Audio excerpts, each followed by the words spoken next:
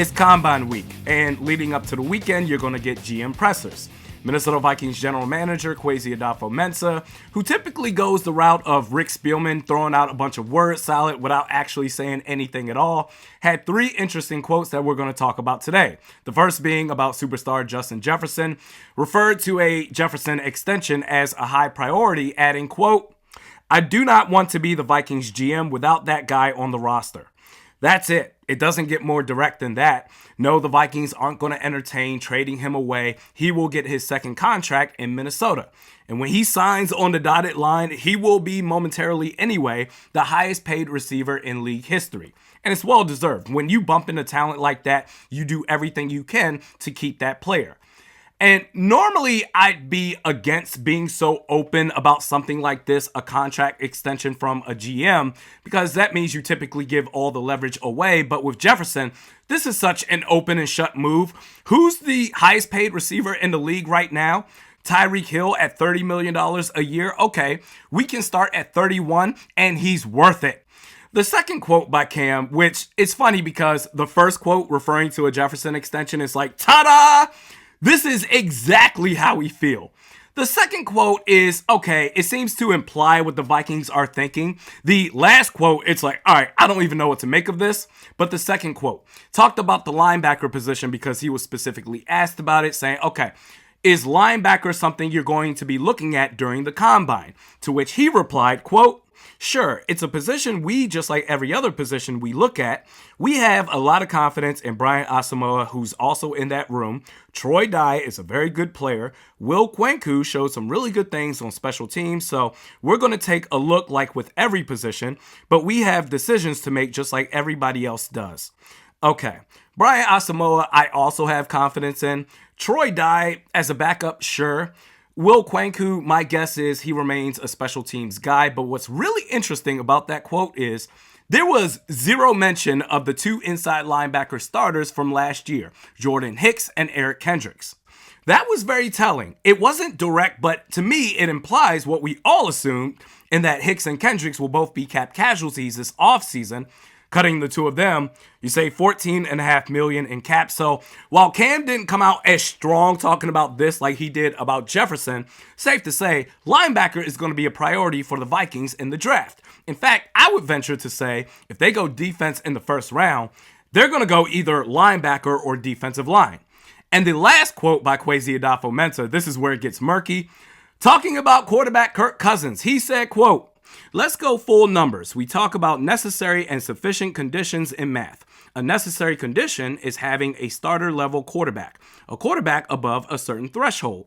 Now, that doesn't mean for sure you're going to win. That's not the only thing you need, but that is one of the things that you need. Having a good level quarterback is a necessary condition.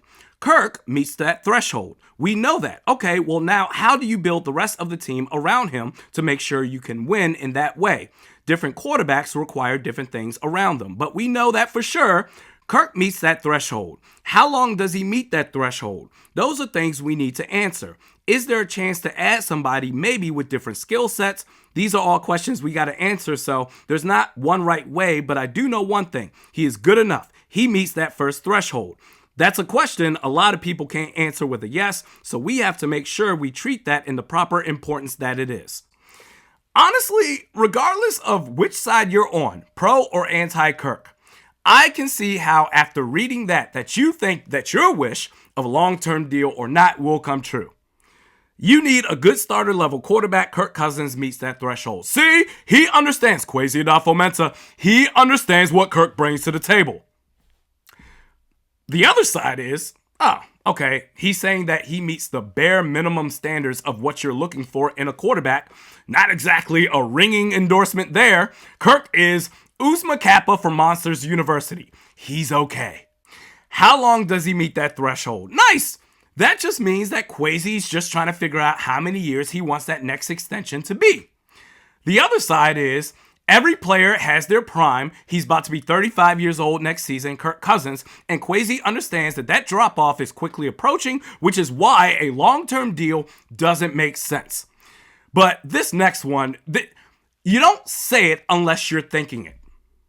Is there a chance to add somebody maybe with a different skill set?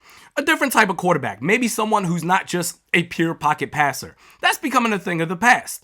Perhaps a player who can not just make plays in the pocket, but can also evade pressure and make plays outside the pocket. Now, on one hand, it's like, okay, why would you say that if you're dead set on getting Kirk a new deal? The other side is perhaps Kwesi does want to get a deal done with Kirk, but in the event that Kirk doesn't agree on a deal, perhaps retaining Cousins this time around is too rich for the Vikings' blood. He's all about his money. If he wants more than our cutoff point, then we have to be prepared to look at potential replacements at the quarterback position. I literally can't figure out what Kwesi's saying right there. He played both sides perfectly, even Stevens, but it makes for great content. Lauren T says, at 36, the drop-off can come fast. 4 years is not smart. Yeah, look at Matt Ryan. Look at Aaron Rodgers. I don't care what anybody says. Aaron Rodgers is a first ballot Hall of Famer, sure, but last year, 2022, he was not good. Remember what the Chargers went through when Phillip Rivers went out. Do you want to go through that if you're the Minnesota Vikings with Kirk Cousins, who's about to be 35? Because that's what you're asking for. Rex One Kettle says, I'd extend Cousins, but not a long-term deal. I was thinking of adding 1 year or two tops. Draft the quarterback and hopefully develop him. He definitely wasn't the main problem, but we shouldn't handicap ourselves or just settle. Seems like we are scared of striking out on a prospect, but we're never going to land our franchise quarterback if we keep on taking this right. Just taking quarterback hand-me-downs these past 6 years or so. It hasn't worked for Carolina or the Colts, so it probably isn't going to work for us. I can see your level of thinking there, Rex One Kettles, but here's the thing. If the reports are true, and we talked about this in yesterday's video, if the reports are true that according to Tom Pelissero, the Vikings are not interested in another short-term extension with Kirk, so a 1 or 2 year deal, this is where the rubber meets the road. Either we're going to see 4 more years of Kirk Cousins at a $40+ million cap hit per year, or they're going to let him play out the final year of his contract and the Vikings are going to find their next quarterback of the future, and there's no in between. Nunn says, cut Cook and keep Madison. We cannot continue to pay big bucks for players that don't produce much or are too old to even run. Nunn, you're halfway there. I'll sweeten the deal. Cut or trade Dalvin Cook and don't pay Alexander Madison because I'm not interested in paying a running back a second contract. It's been tried and true. Look at the Kansas City Chiefs. They spent a first-round pick on Clyde Edwards-Helaire. Now, I know he got hurt, but look at Isaiah Pacheco this season for them. He went off in the Super Bowl. He was a 7th-round pick last season.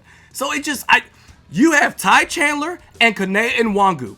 Draft a running back late or sign an undrafted free agent. It just does. You can find running backs anywhere.